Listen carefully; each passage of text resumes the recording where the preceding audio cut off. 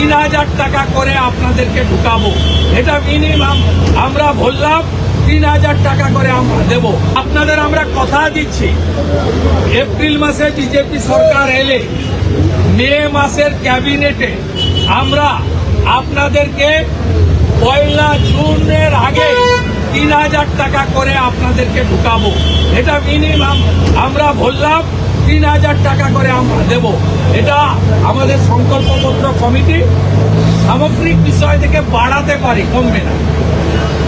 আমি দায়িত্ব নিয়ে আপনাদের বলছি। এবং আজকে কেবলমাত্র লক্ষ্মীর ভান্ডার 500 টাকা বৃদ্ধি ভোট ব্যাংকের জন্য যে করেছে প্রমাণ।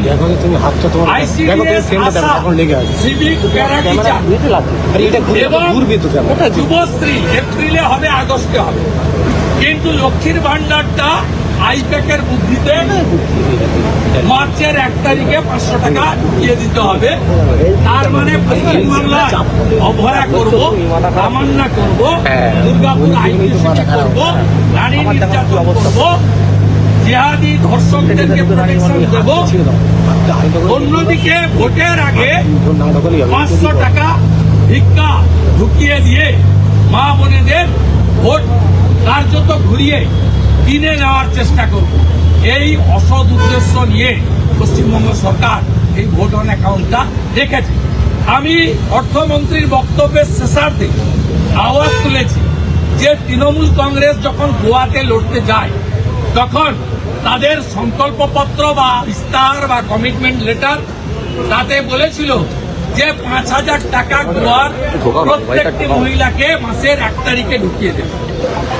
তাহলে গোয়াতে যে তৃণমূল 5000 টাকা দিতে চায় মহিলাদের, সেই তৃণমূল বাংলার মহিলাদের 1-1,500 টাকার মধ্যে সীমাবদ্ধ রাখতে চায় কেন? এ প্রশ্ন আমি তুলেছি।